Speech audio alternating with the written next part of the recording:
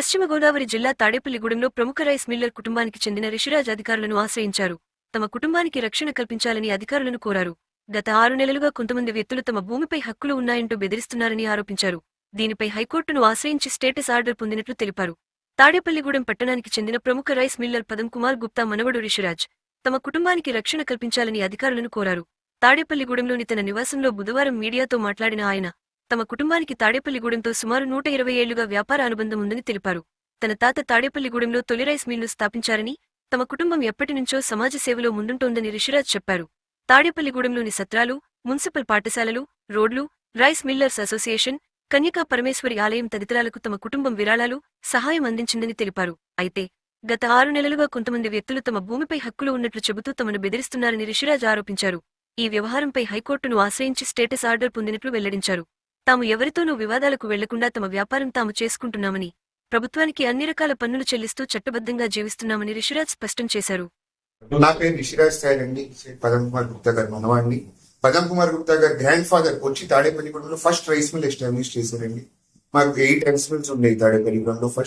First rice miller of India, president of India కూడా ఆ టైంలో హానర్ చేశారండి మమ్మల్ని.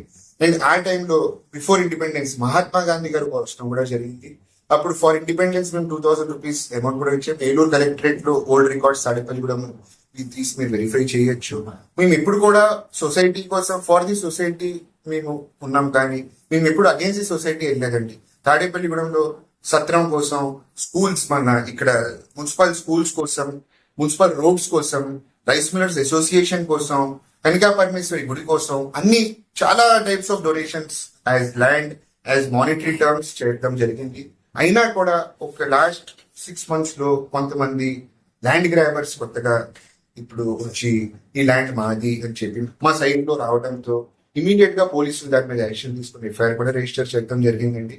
పోలీస్ తరపు నుంచి మాకు ఫుల్ గా సపోర్ట్ ఉందండి.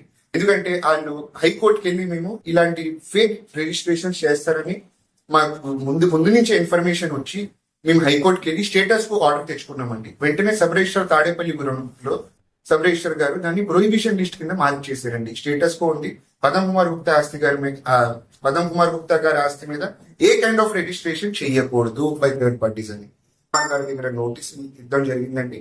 District registrar, deputy inspector of general registration staff sub register గారికి పర్సనల్ గా బై హ్యాండ్ ఇచ్చి ఇంకో కాపీ అక్నాలెడ్జ్మెంట్ కూడా తీసుకున్నాం.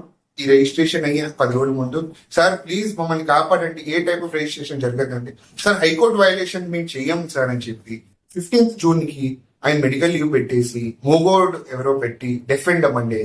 నాకు ప్రశ్న ఒకటి అండి, అంత పెద్ద ఇంపార్టెంట్ పొజిషన్ అండి, ఒక డెఫెండ్ అమ్ని పెట్టేసి మీరు ఎలా చేస్తారండి? మనం ఏదైనా కన్వే చేయాలంటే ఆయనకు అర్థం అవ్వాలి కదండి. అయినా హైకోర్టు వైలేషన్ ని డైరెక్ట్ గా వైలేట్ చేసేసి, హైకోర్టు ప్రొహిబిషన్ ని వైలేట్ చేసేసి రిజిస్ట్రేషన్ చేయడం జరిగిందండి. తర్వాత మేము చాలా ఆఫీసులో తిరిగండి. సబ్ రిజిస్టర్ ఆఫీస్ నుంచి ప్రెసిడెంట్ ఆఫ్ ఇండియా వరకు అందరు రిజిస్టర్డ్ పోస్ట్ డైలీ లెటర్స్ రాసి బతిమాలి ప్లీజ్ మమ్మల్ని కాపాడండి అంటే ఫైనల్ గా క్యాన్సిలేషన్ అవడం జరిగిందండి. క్యాన్సిలేషన్ అయిన తర్వాత వాళ్ళు వచ్చి మన డిస్ట్రిక్ట్ రిజిస్ట్రార్ గారు, జాయింట్ కలెక్టర్ గారు, మన ఆర్డీఓ గారు అందరు కలిసి కమిటీ ఫామ్ చేసి క్యాన్సిలేషన్ చేయడం జరిగింది. అది ఫ్రాడ్యులెంట్ అని చెప్పి హైకోర్టు వైలేషన్ లో అయిందని చెప్పే క్యాన్సిలేషన్ జరిగింది కదండి. లేదంటే ఎక్కడైనా హిస్టరీలో జరిగిందండి క్యాన్సిలేషన్? అసలు నాకు అర్థం కావట్లేదండి. అంటే డబ్బులు ఖర్చు పెట్టేస్తే, తాడేపల్లిగూడెంలో లంచాలు ఇచ్చేస్తే ఏదైనా రిజిస్ట్రేషన్ చేసేస్తారా? అసలు నా ప్రశ్న అదే. అండ్ మీ దగ్గర మసిల్ పవర్ ఉంది, మేము బిజినెస్ మ్యాన్ అండి, మార్వాడీస్, మేము మా పనితోనే పని పెట్టుకుంటాం, ఎవరి జోలికి వెళ్ళమండి. ఆయన ఏమో కోర్టుల్లో ట్యాక్స్ కడతారండి, మున్సిపల్ ట్యాక్స్ అని, ఇన్కమ్ ట్యాక్స్ అని, జిఎస్టీ అని. ఆయన నేను చెప్పిన పేరులో రూపాయి అయినా ట్యాక్స్ కడతారా నాకు చూపించండి గవర్నమెంట్ కి. అయినా వాళ్ళకి సపోర్ట్ ఉంటది, మాకు ఉండదు.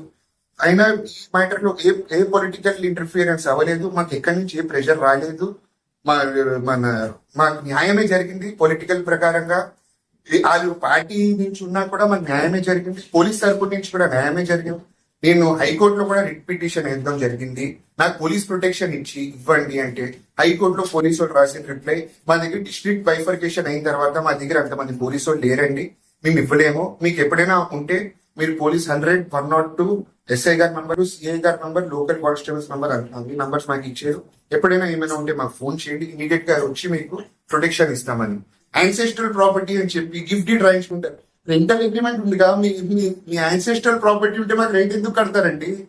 అని చెప్పి వీళ్ళకి ఎవరు లేరు, వీళ్ళు మైనారిటీ కమ్యూనిటీ, మార్వాడి అంటే వీళ్ళకి ఎవరు ఉండరు, వీళ్ళు ఇంటి బిజినెస్ లో ఉంటారు, మేము వెళ్ళి బెదిరించే అది ఏంటంటే అసలు నాకు అర్థం కావట్లేదు. ఇదే నా న్యాయం, ప్లీజ్ నన్ను కాపాడండి.